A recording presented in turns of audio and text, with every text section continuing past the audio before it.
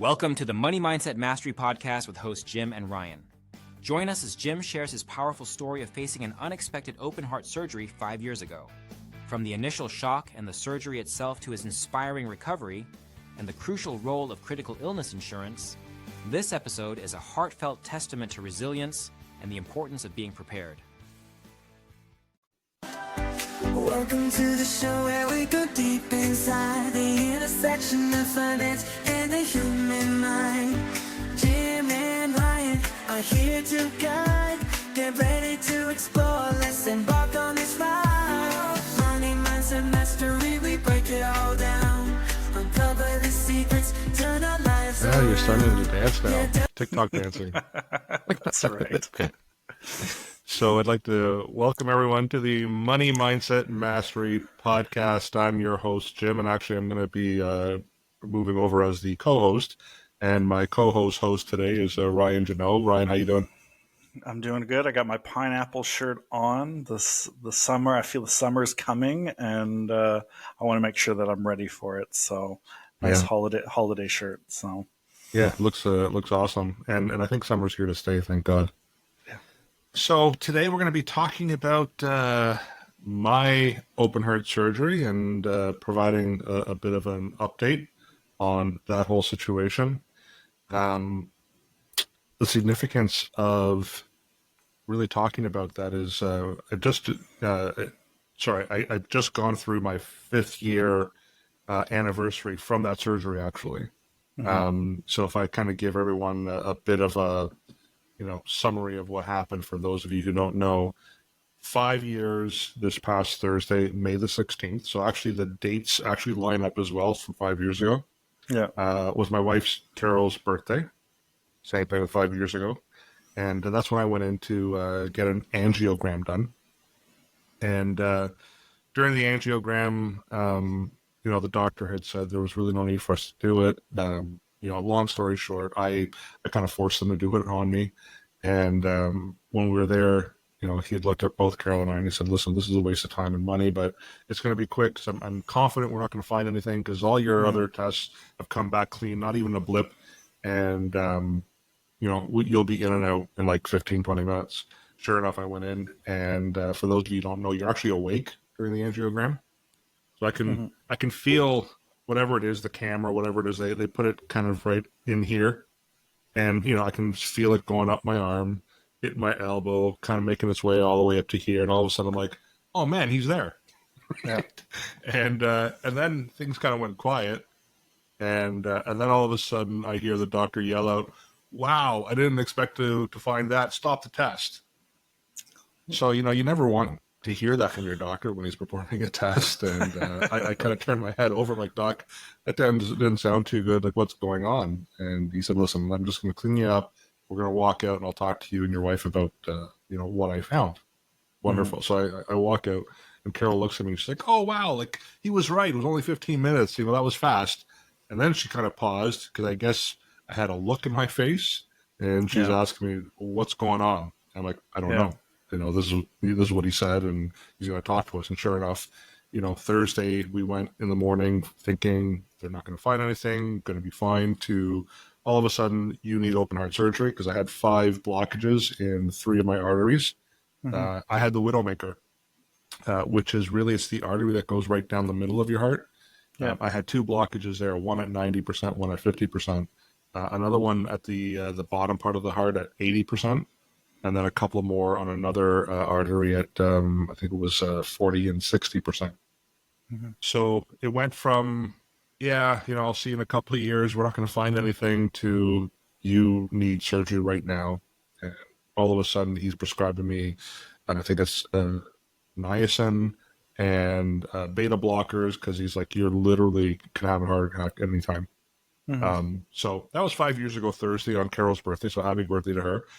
And, being the long weekend, that Thursday night, we were stunned because of this news that we had just heard. We didn't really talk much. We weren't watching TV. Like, we were just stunned.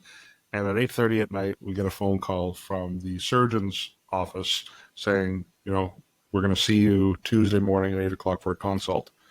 So a few days later, the Monday right after the long weekend, The Tuesday, we're down there, and sure enough, he's like, yeah, like you need surgery right away. And he basically looked at me and said, you're literally, at any time would be going to bed and not waking up again. He's like, that's how severe this is. So went to go see his administrator to book the surgery. And she's like, okay, well, we can get you in 2 weeks from now. And then she paused. And she's like, now I know you guys are dealing with a lot in a very short period of time. Said, but we have a cancellation for tomorrow at 12:30. So this is the Tuesday. Yeah. And she's like, the person had to come in for emergency surgery on the weekend, so there is a spot available if you want it. And then again, things went silent again between Carol and myself and the administrator. And in my mind, just because of my personality, I was thinking, you know what, 2 weeks, that'll give me plenty of time to kind of wind things down, inform my partners and clients and friends and whatever else, and kind of get prepared, because I knew I would be off for 6 months at least. Yeah. And then I thought about how 5 years ago it was going to be Serena's grade 8 graduation. Mm-hmm. And I started to think, if I wait 2 weeks for the surgery, there really is no way that I will be there for her graduation. And one of the things that they were doing at her graduation was to have a parent-child dance as the first dance of the evening. Mm-hmm. And I'm like, there's no way I want to miss that. So I thought to myself, I guess it's going to have to be tomorrow. And sure enough, I looked at Carol and I'm like, I think I'm taking tomorrow. Mm-hmm. And I got to say, to her credit, I mean, her face just kind of went like this major relief all of a sudden, because that's what she wanted me to pick anyway. Yeah. But she also knew it was really my decision. And so I had made the decision for the next day to all of a sudden have open heart surgery. Yeah. And then we were scrambling, right? Because we were at St. Michael's Hospital. I live 100 kilometers outside the city. So now, they had said to me that I had to come back and be admitted around 5:30, 6 o'clock. All my pre-op stuff would have been done that evening to get ready for the surgery the next day. So we literally drove back home. I'm making phone calls, calling the partners, letting them know what's going on, calling, my mom, my siblings, letting them know, stopping by the school, getting the kids out of the school, telling them what was about to happen.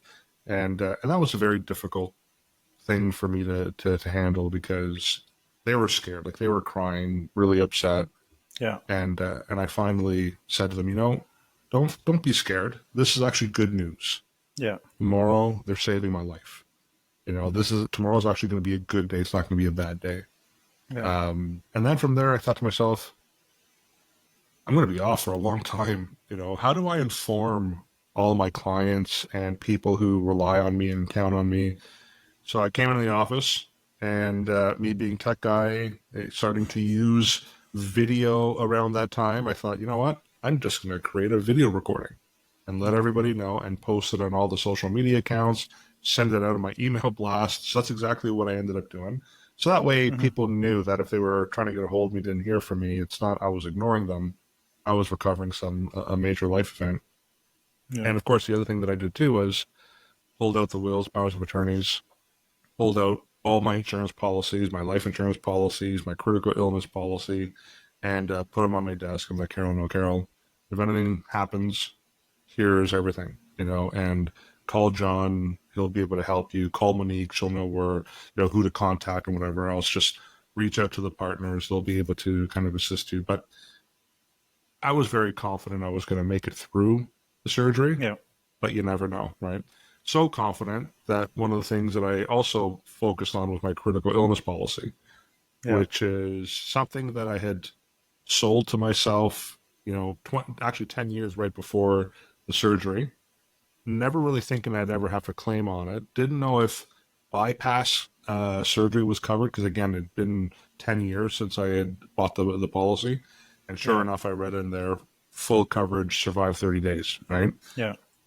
So, turn around the next day. So this would have been, we're recording this Thursday, which is the 23rd. So the 21st, 2 days ago, 5 years ago, my brother drove me back down to St. Michael's Hospital, got admitted, slept like a baby. I wasn't worried about the surgery. I wasn't scared. In my mindset, because I've had surgeries, my hip being replaced and I've had knee scopes and whatever else, my mindset is it's out of my control. It's out of my hands. There's literally nothing I can do. Yeah. I have to now rely on the experts and the professionals. Mm-hmm. Yeah. So yesterday, 5 years ago, is my 5th-year anniversary, and obviously it worked because I'm still here. I'm not Yeah. an avatar. Like this is, I am here. So, Well, yeah. as you said, you opted to take the the early surgery. So like, those initial thoughts and emotions, having to potentially wait, I can only imagine, to wait the extra 2 weeks. That's when your mind just starts getting carried away. Right now, you're in like, I need to, I need to get stuff done. I was about to swear Yeah. there for a second, but I need to get stuff done, right? Yeah. So, obviously you're organized. You have a great team around you. Were there any other challenges that you saw or faced leading up to that surgery? Obviously, you had you had your will ready, you had the policies ready. Were there any other challenges that you saw? Um, Not necessarily in preparation for the surgery itself. Yeah, Mentally, my challenge was mentally preparing myself for the recovery.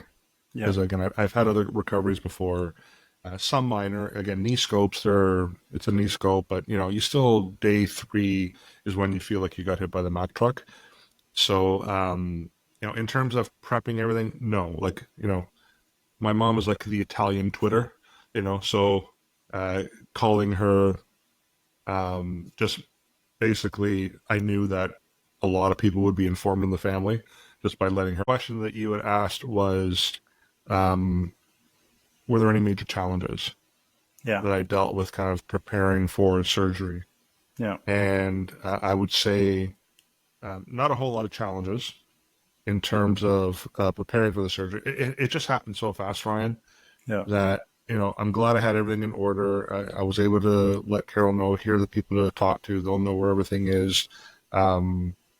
So not really, but for me, it was more mentally preparing myself for the recovery.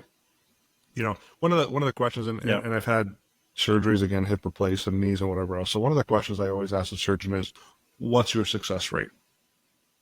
That's really important to mm-hmm. me. If I get a Yeah, 50-50, like I might be looking for another surgeon. In this instance, yeah, I was dealing with someone who's very well regarded in Canada. So he's like 98% success rate. So yeah, we deal with planning and projections, and so those are really strong odds for me. yeah, But I remember when they were ready to roll me out of my room to bring me downstairs to the operating table. I was out in the hallway for, I don't know, it seemed like forever, but I think it was like 10, 15 minutes. And I was starting to get really emotional. Like I was yeah, crying and I couldn't control myself. And my mom just looked at me and said, it's okay. Like, don't be scared. Like, you're going to be okay. And when I was mm-hmm. finally able to kind of regain my thoughts, I'm like, I'm not afraid of the surgery. I just know the long road ahead of me with the recovery. Yeah, And that's really what I was struggling with. But yeah, accepting the fact that I was about to go down and I was going to have them do surgery on me again, at that point, it's out of my hands. There's nothing I could do. yeah, So I just have to rely on the professionals to be able to, hoping that they knew what they were doing, yeah, So that was big. yeah. But yeah. Well, I was going to say, first and foremost, I think obviously we're in the business, being organized and having all the information ready, accessible, because you never know when this stuff is going to happen, right? So I think it's a call out to a lot of people that are listening or watching, which is, do your family members know where the important documents are, right? Are they shoveled away in a file somewhere, or are they misplaced? And it's always good to have that stuff and have somebody know where that stuff is in the copies. Often we ourselves have copies, so having a great trusted advisor will Mm. often be a simple phone call to say, what do I have that I need to share with my family or my executor or something like that, right? So as part of the TVH group and the offerings and legal and whatnot, we're able to kind of gain access to a lot of this information that can really make a lot of it smooth. But I think the thing that people are thinking about, or at least I'm thinking about, is like that road to recovery, as you said, like that process. Like, were there any complications that happened after that, maybe perhaps after your surgery, that complicated things? Or No, you know what? I was very fortunate. So I was supposed to be in the ICU for 24 hours. Mhm. It ended up being about after 16 hours, I was doing really, really well. So they moved me out of ICU and brought me into my room. But, waking up in the ICU, because I've never been in the ICU before, I've woken up from surgery and normally, hip replacement, okay, you're not in ICU for something like that. But waking up and my first thought was, I made it. I'm alive. That's literally what my first thought was. Like, I knew exactly where I was. I knew exactly what just happened. Yeah. But my thought process, my reaction literally was, awesome, I'm alive, right? And what I would say is, for anyone who's not gone through any major surgery, you normally don't feel pain the day of the surgery. Even the following day, you're still kind of in and out of sleep. You're still kind of full of the good stuff, right? Stuff. Yeah, it's magic usually juice. it's usually the third day where you feel like you were hit by the truck, right? Yeah. But just a quick story in the ICU. So I'm in and out of ICU. They already warned. Like, so the good thing about me going to the hospital and whatever else, there was a video. Like, watch this video. This will prepare you for what to expect. Also, inform your family who's going to be at the hospital on what to expect, right? Yeah. Because I had, I think, like 7 different tubes and wires sticking out of my body, right? So I warned my family, like when I came out of ICU, I told them, listen, when you come out when I come out after the surgery and I'm in the ICU, they're going to allow you to come and see me. Just be prepared that this is what you're going to see from me, Yeah. right? And my family actually, they said to me, they were very thankful that I prepared them that way, because they said they knew what to expect and it wasn't as shocking for them. It was still shocking, but it wasn't as shocking. So in the ICU, again, you're kind of waking up in and out of it, and all of a sudden, so it's quiet, right? Like, it's just super, super quiet in the ICU. And all you can hear is the machine, like the beeps and whatever else, right? But it's eerily quiet. And as I'm in and out, all of a sudden, I hear one of the nurses yell out, Mr. Lau's having a stroke. Mr. Lau's having a stroke. Mr. Lau, can you hear me? Are you okay, right? Yeah. And I'm laying there, and again, you're full of the good stuff, so you're really in a calm state. Yeah. And I'm like, oh shit, like, I'm having a stroke. Like, this is bad, like, and again, I'm kind of the way you would visualize like a hippie talking, like after having a few puffs of marijuana, like that's how I was. I was just like, oh man, like, this is really bad for Carol and the kids and my mom, and all I kept hearing this commotion about Mr. Lau having a stroke, Mr. Lau and whatever else. And this went on for a little bit, and then all of a sudden I can hear the nurse's desk, the phone ringing. Yeah. And I can hear that they're having a conversation with someone, and I can tell that they were talking about me. Yeah. And it ended up being Carol calling in to check in on me to see how I was doing. Yeah. And I kind of remember the conversation. Then I hear the nurse say, oh, well, you're talking about LAO. No, he's fine. Yeah. So there was another person in the ICU with me, male, with last name Lau, Yeah. right? Yeah. He unfortunately was having the stroke. It wasn't me.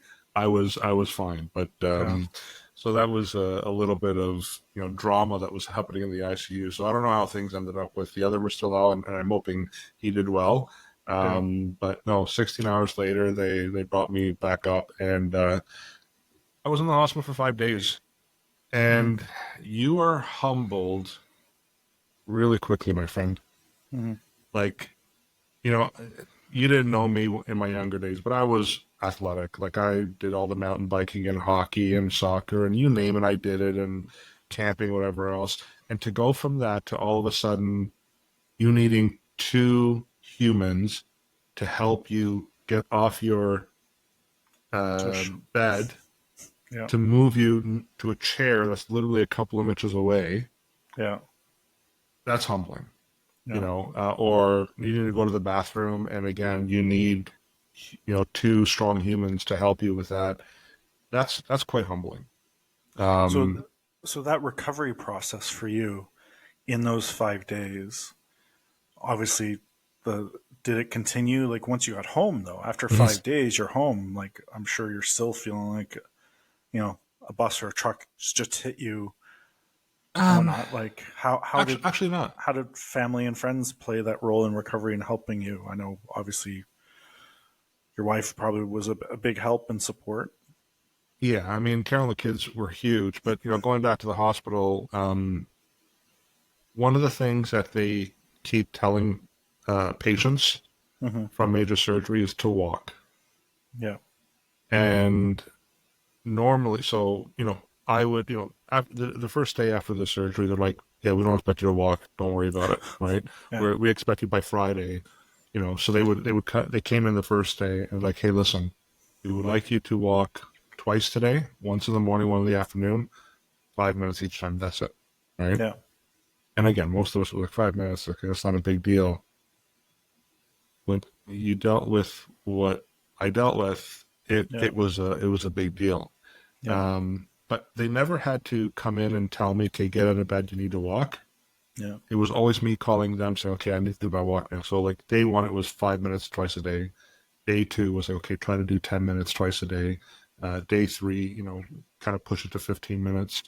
And I remember one of the nurses, wonderful lady, she came in, she's like, you never have to ask you to get up and walk. Like normally we are dragging the patients out of bed to walk, but we've never had to do that with you. In fact, you're like calling us and letting us know that you're ready to go for a walk. Like, what's the inspiration?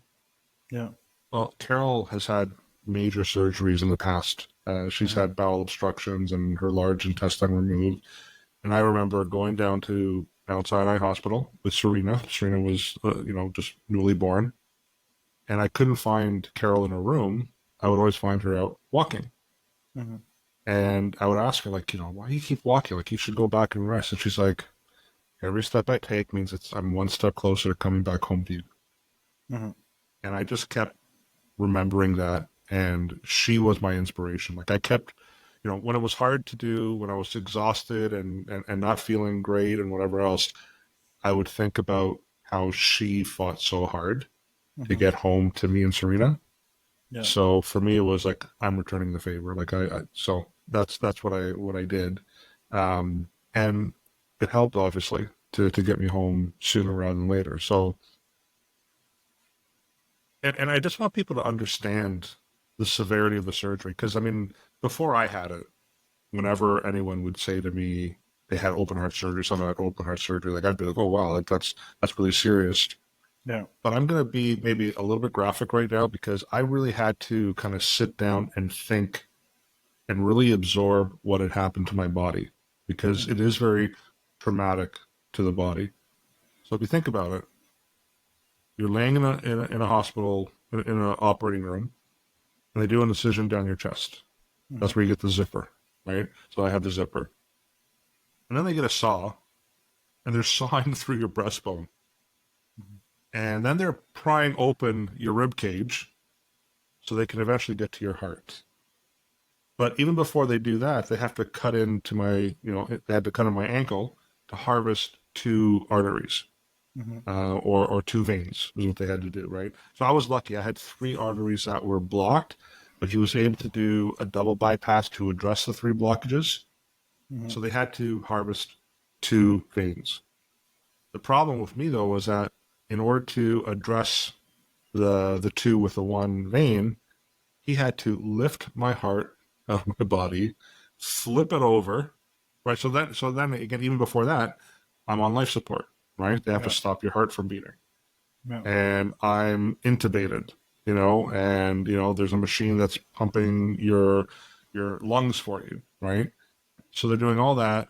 They flip they're fixing up, and then they gotta put you back in it, like fix it all and put it all back in together in place again. Like And I know IKEA. you've worked retail, right? And how many times have you taken out a piece of stereo equipment out of the box, and then someone wants the floor model, so you have to repackage it up, and it never fits the same. Yeah. So I'm literally thinking the night before surgery, like, are they going to be able to fit it all back in like the way they found it, right? Yeah. So, but they did. What's this extra screw for? Yeah. So I was lucky, but that's open heart surgery. Yeah. It's very traumatic to the body. And your question was I feeling pain in terms of recovery? So there was no pain. The only time I felt pain was when I sneezed. Mm-hmm. And every time I sneezed, it felt literally like someone had gotten a sledgehammer and just smashed it on my chest. Yeah. And for whatever reason, I was sneezing a lot during recovery. Oh, well, and, this time of year. All the Yeah. pollen in the air, that's enough. Oh, yeah. And Carol would look at me because she can see just the pain in my face from sneezing and dealing with that. So coming home, they give you the book, the binder of everything to do and look out for, whatever else. And I still remember the day I was getting discharged from the hospital, the discharge nurse is like, now, you're a guy and I know you guys don't, follow instructions, but you need to read this. And Carol stopped her. And she's like, actually, Jim is the one guy who will read this from front to back multiple times and will follow this to a T because, again, they don't put that together because they want to give you a hard time. They put it together because they want you to have the best success at recovery, right? Yeah. And they're also putting it together based on other recoveries and experience, right? So for me personally, I was never like, oh, I'm just going to do kind of things my own way. It was, no, I'm following everything to a T, the instructions, and that's exactly what I did. So, in terms of home, Carol, God bless her, again, she handled everything. She helped me as much as she could. The kids obviously did as much as that they could as well. Yeah. But a lot of I'd say the first couple of months, it was literally just me on the couch sleeping for the most, like I would wake up some days where I was feeling energetic. Yeah. And then I would crash. And it was unexpected. And that was normal because, again, the body's recovering. But, after a few days of coming home, they did say, okay, well, here's the plan, your walking plan. Yeah. And they started off with, again, 10 minutes twice a day. And then that kind of eventually led to about 30 minutes twice a day. So then Carol and I would, sometimes for the longer walks, we'd just go to the mall and I'd walk the mall and, around with all the senior citizens, so that was kind of fun to be able to do that. And then I had a cardio rehab, which started in August. And I went to cardio rehab every week, and that's where there would be the educational component at first for about 30 minutes, and then we would go and do our walks again. And we had exercises we had to do every week, so we had to track and mark it down and submit it.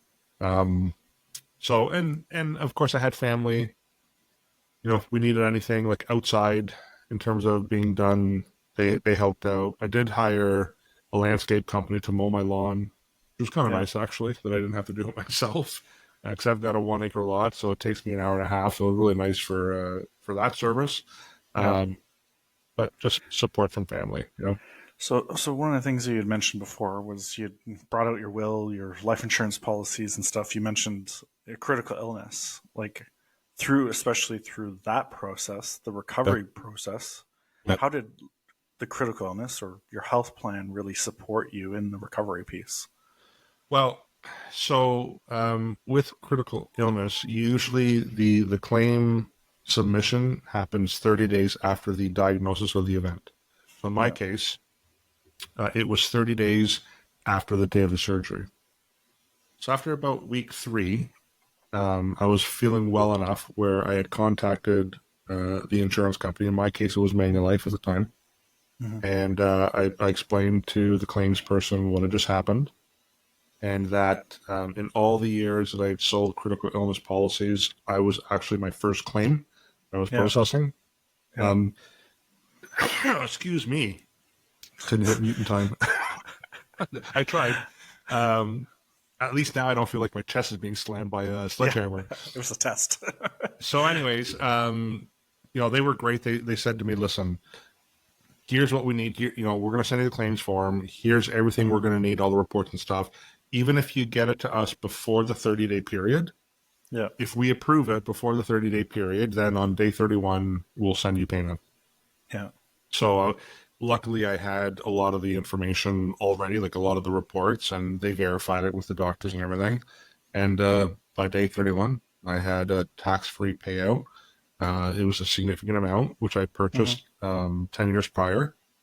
And what I would say it did for me, and I'm going to use my dad as an example, because my dad at age 42 had a heart attack. Yeah. And my dad was a heavy equipment mechanic, didn't have any type of disability coverage or any type of insurance coverage. And he had a massive heart attack, and he was back to work after 6 weeks. Yeah. And it wasn't because he was bored. I mean, that's part of it, but it was mostly because there's no income coming in, and he had a family to feed. He was a sole income earner, a mortgage. Yeah. He had to go back to work. Yeah. And I don't think he ever really fully recovered from that, because after that heart attack, I think he had another mini heart attack, and then he had a pacemaker, then he had a bypass surgery as well. So I don't think he was ever really able to fully recover, because financially he had this burden that he had to deal with, right? Yeah. For me, that was the one thing I didn't have to worry about, because I knew I had this money, my business taken care of, all my obligations there, my family financial obligations were all taken care of. I was able to go through the full recovery without being forced to go back to work for money reasons, which I think, again, is the reason why I'm here 5 years later doing well, as a result. Yeah, well, a doctor did create it, right? This opportunity, because this was one of the things that he saw, as you mentioned, which was people were rushing themselves back to work and often ending back in the hospital, or not at all, possibly in a grave, because they were rushing it. And I think that's one of the key things that people is you take the time to make sure that you can fully recover, that you get the right, because for you, it doesn't sound like you had any major complications. It doesn't sound like there is anything else. Can you tell us a little bit more about critical illness and how it would help, and how it works more, and how it can really help people in their recovery? Yeah, and before I get into that, just on a side note, I did end up dancing with Serena at her graduation. Oh, there we go. Yeah. So I was very happy that I was able to make it.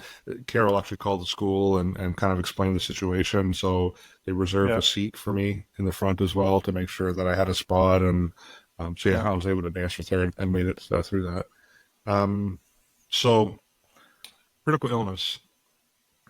A lot of people think about insurance. They think about, their car insurance. Get in an accident, the car gets repaired. Their house catches on fire. They get their house rebuilt and things replaced, or life insurance and they pass away and there's a death benefit.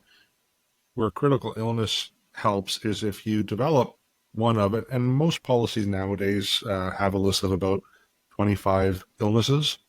But I would say that approximately over 80% of the claims are going to be either from a heart attack, cancer, or stroke, or a cardiovascular event, or the other two. So the way it works is, again, in my case, I had the surgery, the bypass surgery, which qualified, and I had to wait that 30 days. And then by surviving the 30 days, I was able to receive this one-time payout. So with that one-time payout, it's a tax-free payout. So you don't have to worry about paying tax on it. So the amount, again, I'm not going to talk about the amount that I received, but it was a significant enough amount that I received tax-free.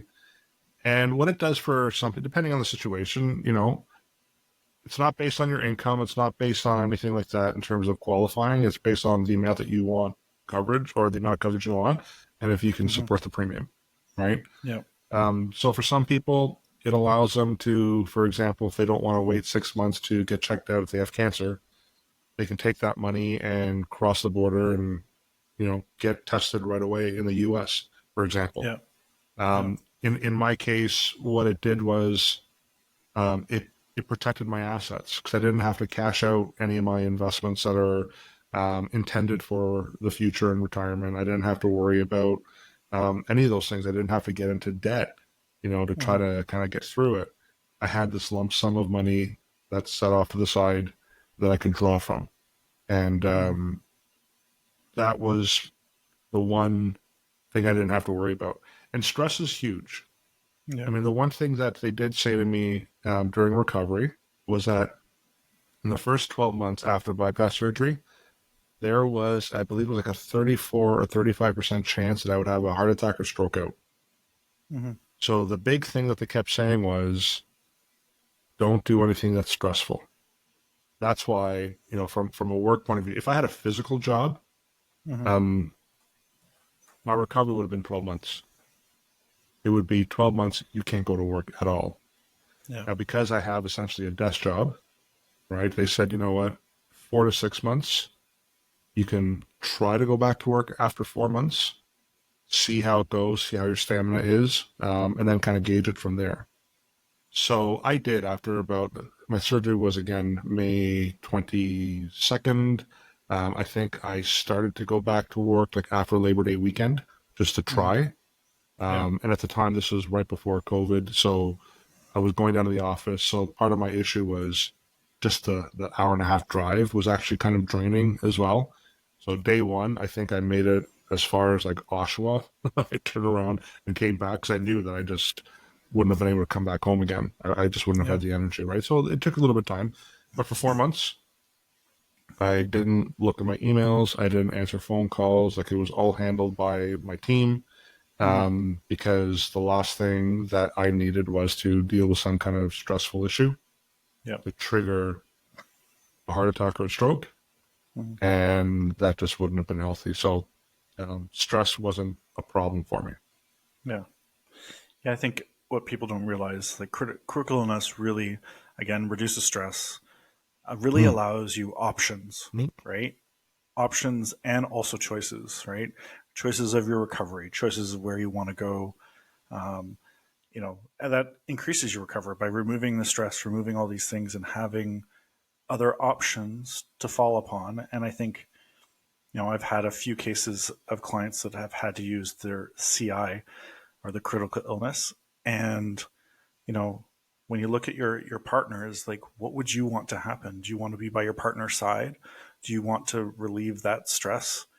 Perhaps, in some cases, family lives far away. Do you want to make sure that your family can, and those are options that people can have that, you fly your family to be close and nearby, right? To help in the recovery, to reduce the stress of taking care of kids and stuff like that. Yeah. So, and I also had one client because a lot of these things that when it comes to critical illness are survivable,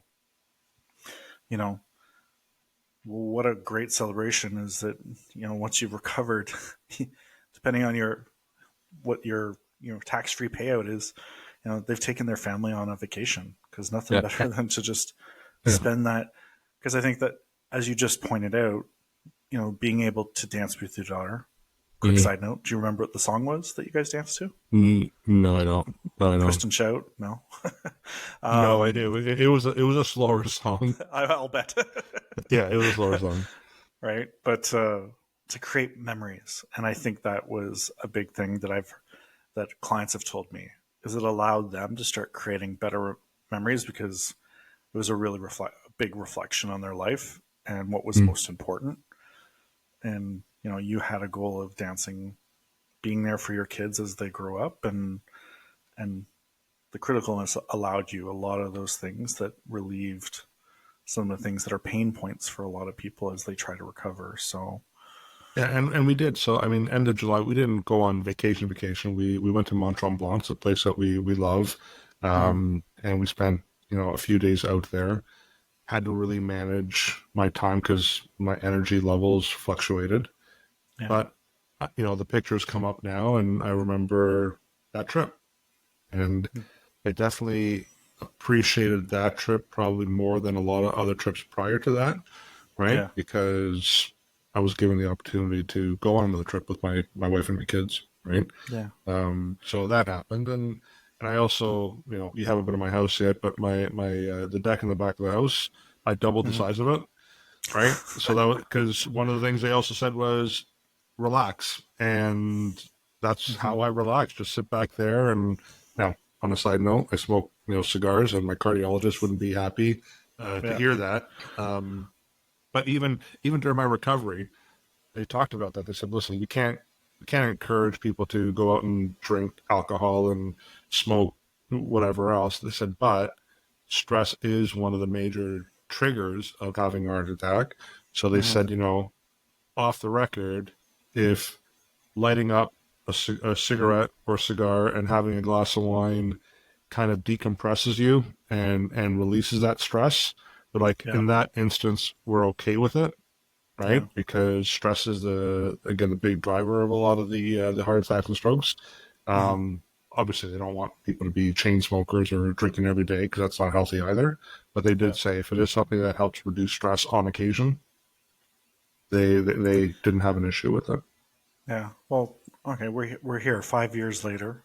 Yeah, How do you feel your life's changed since the surgery? you know, perspective changes.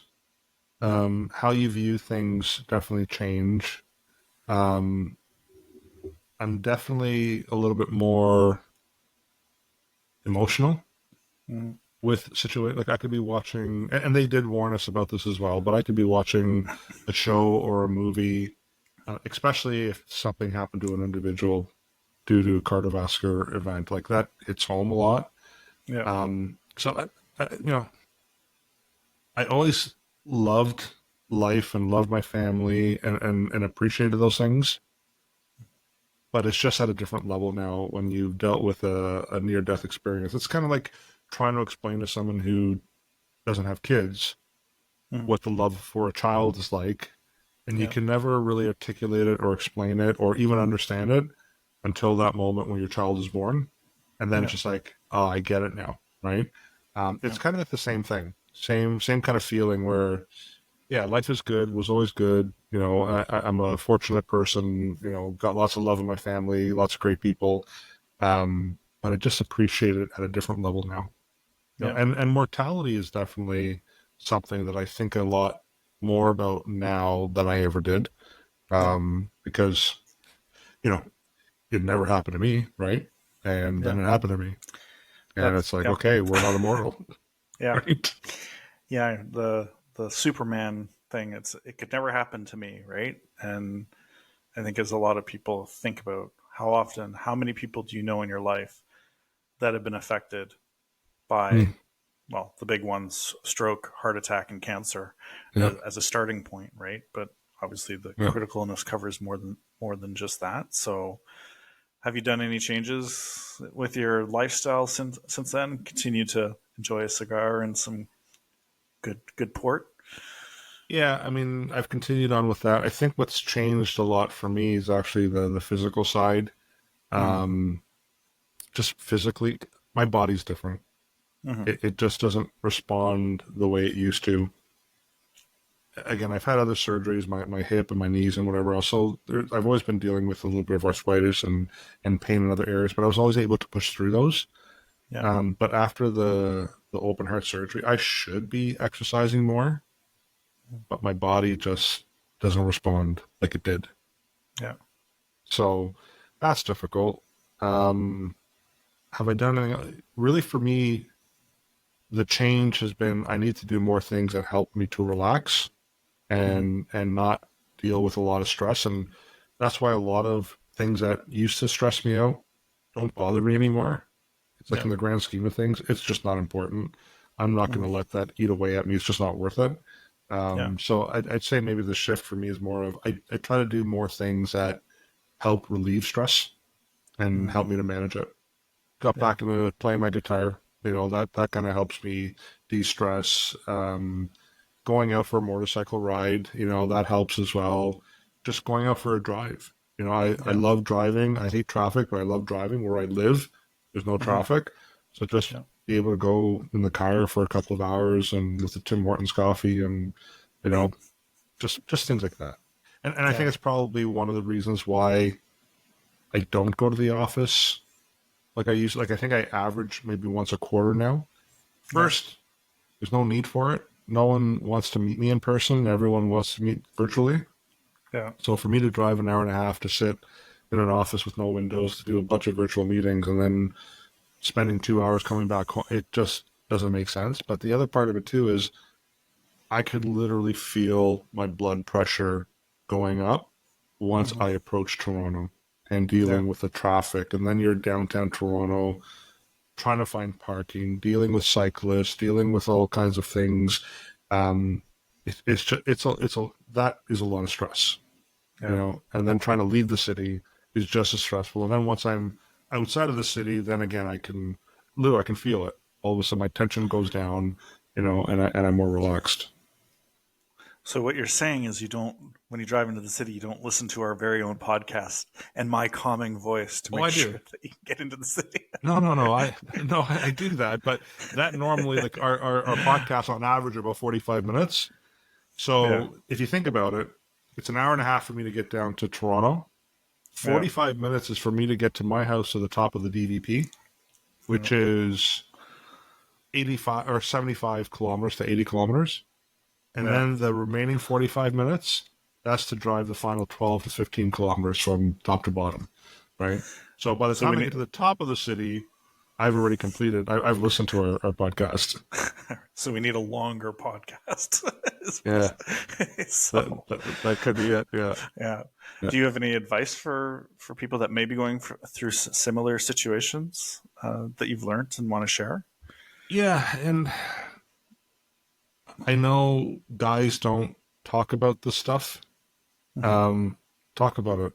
Talk about it with a buddy. Talk about it with a family member. Let them know what you're afraid of, what you're dealing with. Talk to me. Again, I've gone through it. I know what it's like. But everyone handles these situations differently, right? Like I've known other people who recently have had surgeries, and they're very anxious about it and very scared, and it's not their fault. It's a scary situation, right? Yeah. Where for me, again, it's kind of like being on a plane. I'm not the pilot. Like if the plane's going down, it's going down. It sucks. You know, I don't want it to go down, but there's really literally nothing that I can do about it. So I just have this calmness to it in those situations. So what I would say is do the research, but don't do the Google research because that would just scare you. You know, contact your doctor, contact the hospital that you're about to have the surgery with. They will have resources. I would say that the most important thing, especially for you guys who don't like to read instructions, is follow the instructions. Because again, they're there to give you the best chance at recovery, at a successful recovery. So that's definitely one thing that I would recommend is read the damn book. Yeah. It's there to help you. That's it. Yeah. A few other things that I noted that's come up with clients that have critical illness and they ask about, and you know, often say sometimes like, you know, such a large majority of us have experienced with ourselves or somebody that we know of that one of these things is potentially going to happen, and it's almost like saying like critical illness is almost like the lottery ticket. You have 50-50 chance, like, you know, take the chance of the lottery ticket. But the thing with critical illness that people often forget too is that it's not going to happen to you, obviously, but you know, there's a return of your capital, right? There's an option that you can have the return of that capital. So it's like driving a car. Drive a car for 20 years and you never get in an accident. The insurance company does come back to you and say, here's all your premiums back. This is something that actually has that built in as an option, which is if nothing ever happens to you when the policy ends or a surrender period, you get all your return of capital back, right? Premium. You get all your premium back. Right. Yeah. So it's kind of a win-win essentially. And, you know, I think questions that people often need to ask themselves is if if something unexpected happened, would you be prepared? Right? You were prepared through Mhm. your organization having critical illness, you know, and would a tax-free check of X amount of dollars make your life easier, right? And if it would, something to maybe consider. So, Well, I and got to then, tell you this just quickly. Like when I knew that I needed the surgery, yeah, and then I reread the policy, and I knew that I would qualify for the payout.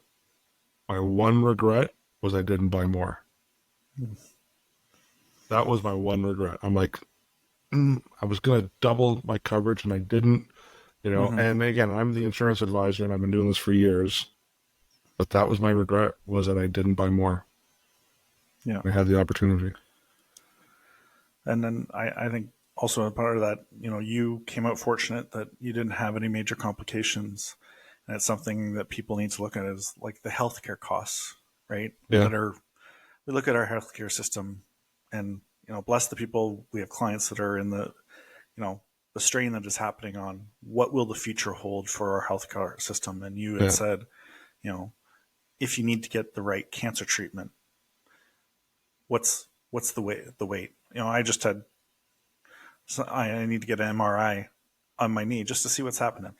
Mhm.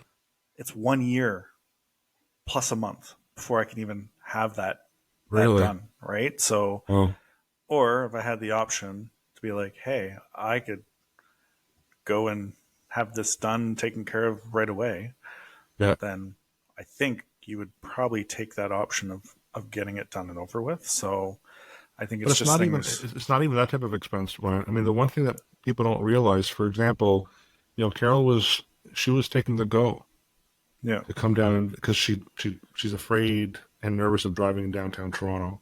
Yeah. But even if she did drive, she'd have to pay for parking. Mm-hmm. And then she'd be there with the kids for half a day. Well, they have to eat, and I wanted to have a TV and a phone. Well, there Mm-hmm. are daily costs for that as well.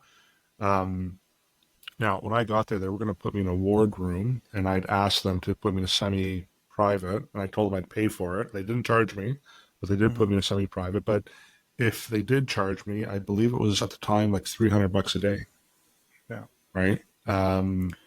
So there's other expenses that are just you just don't think about that Yeah. add up, especially if you're going to be in the hospital for an extended period of time.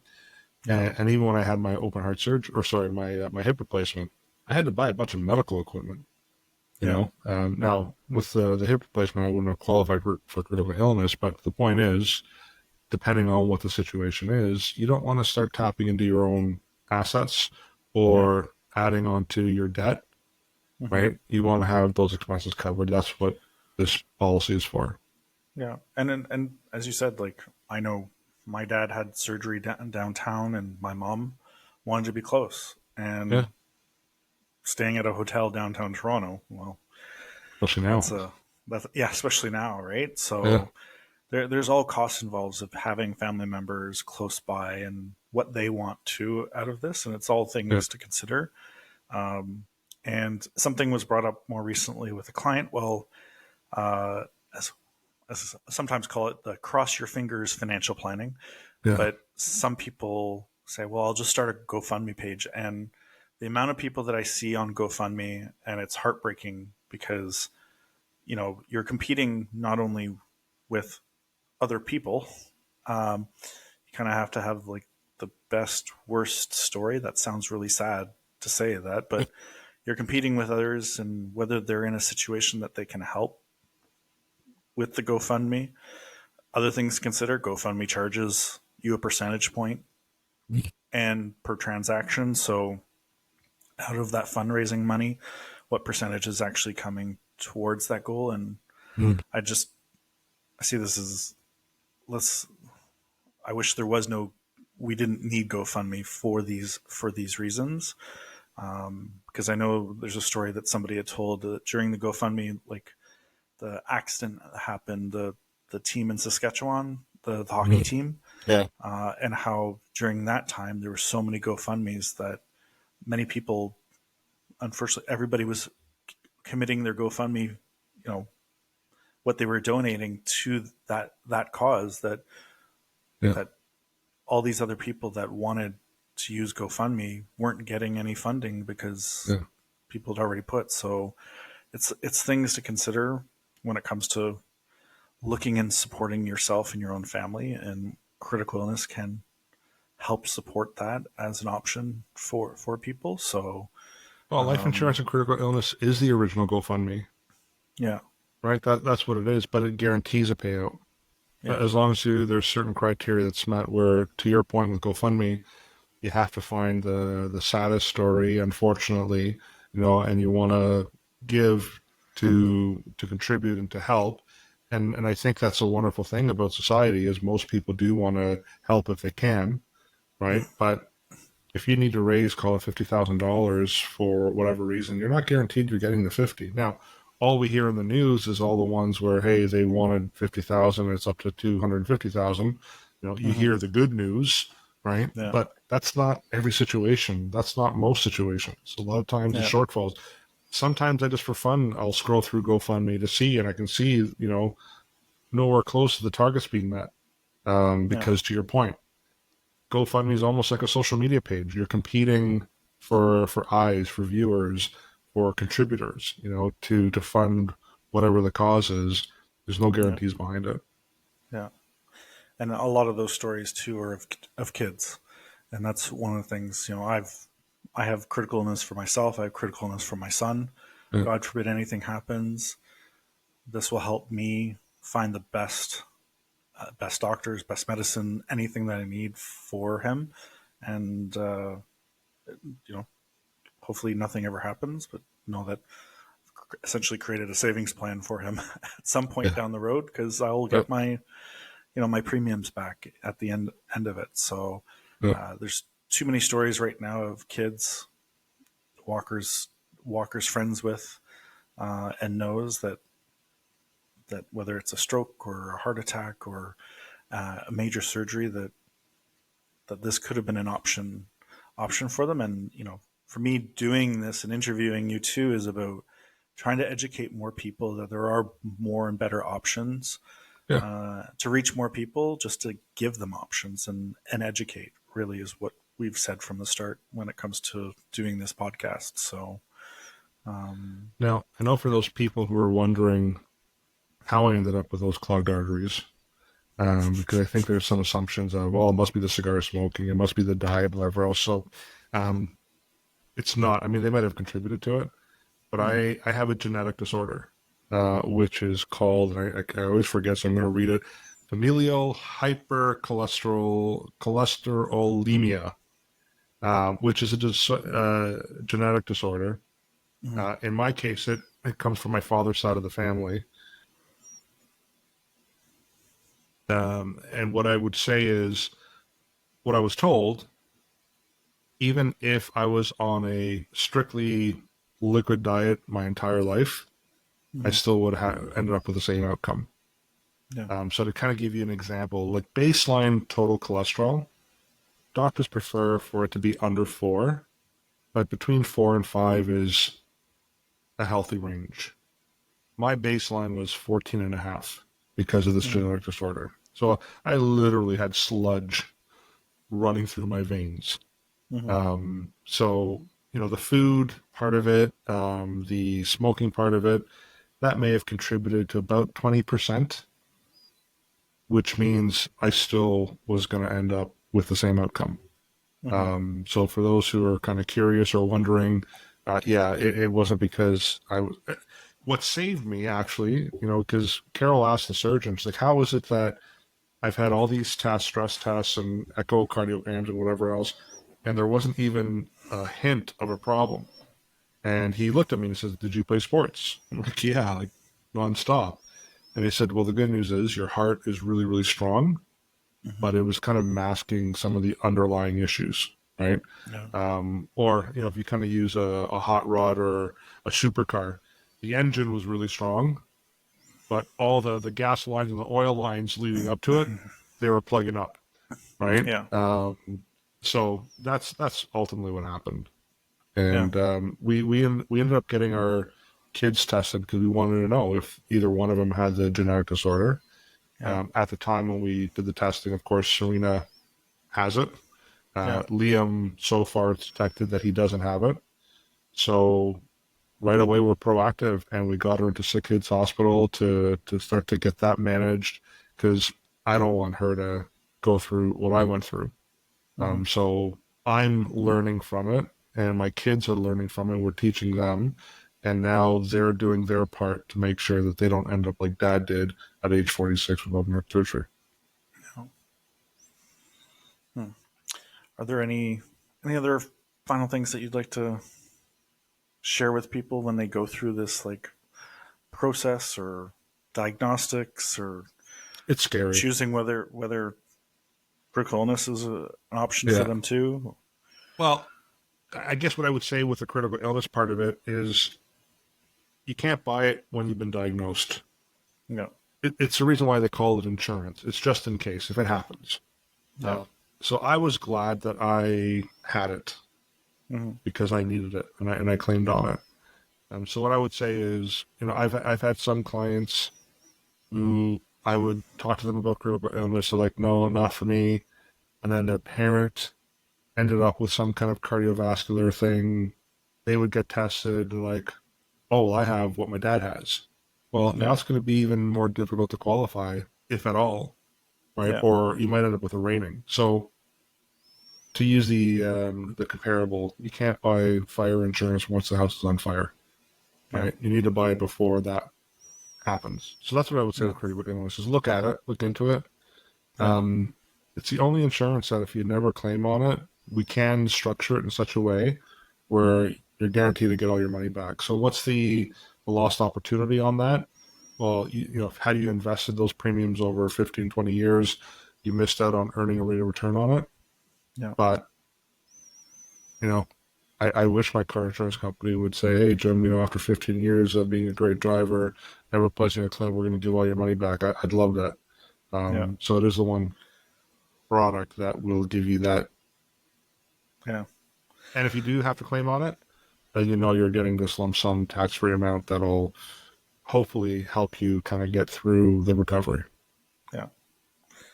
What do the next 5 years look like for you? Hopefully not open heart surgery. No, now I'm dealing with my hip. I'm dealing with my hip problem. A Leaf Stanley Cup win, perhaps. That might cause a heart attack.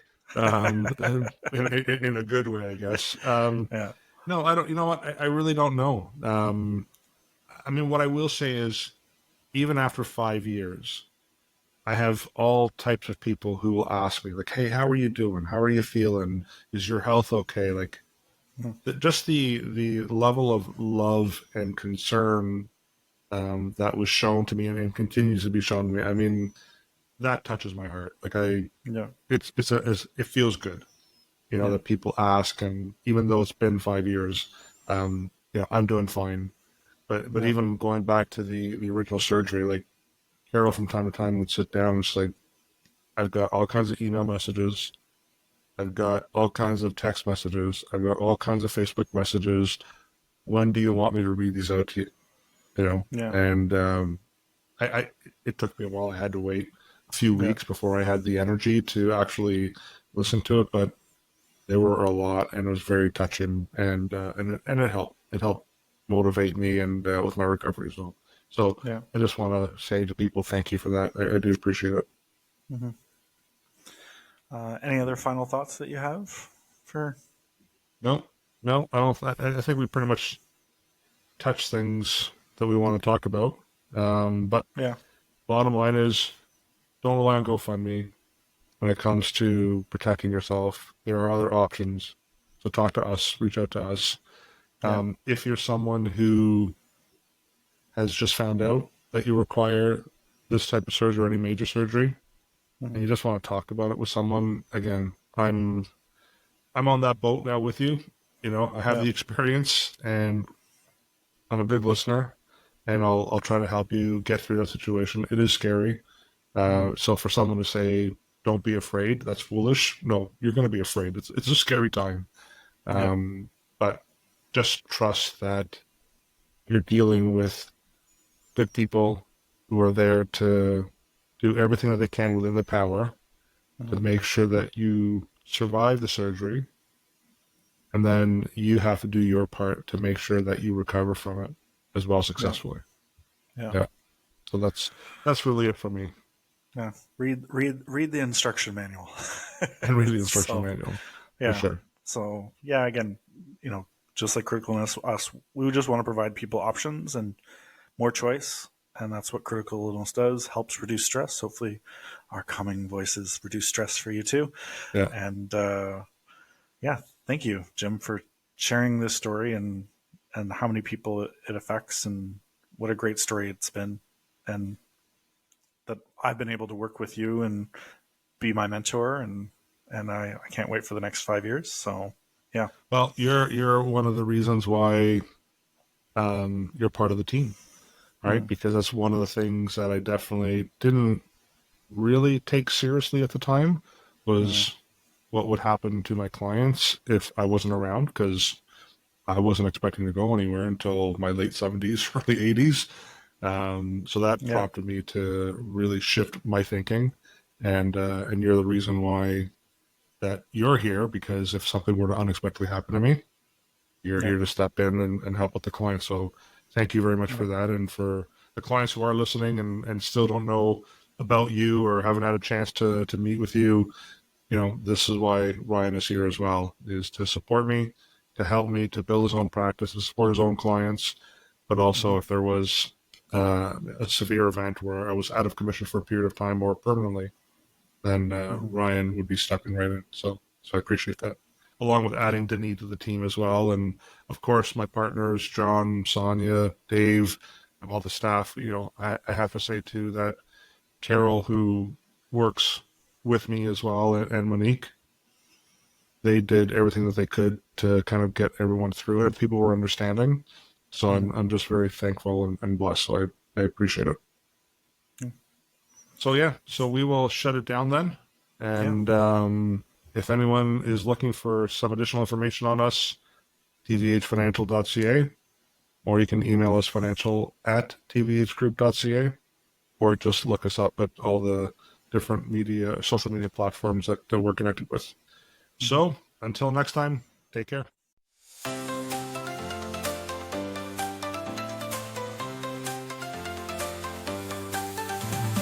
Welcome to Money, Mindset, and Mastery with Jim and Ryan. Make your path easy, from finance tips to life's great journey. Tune in, stay sharp, let's make your goals worthy. Money, Mindset, and Mastery, together we'll unlock your destiny. With insight, stories, and expert advice, we'll guide you to success. Just listen twice. Empower your mind, master your fate. Jim and Ryan here to elevate. Through every struggle, every triumph, bright, we're here to shed some light. Just listen twice.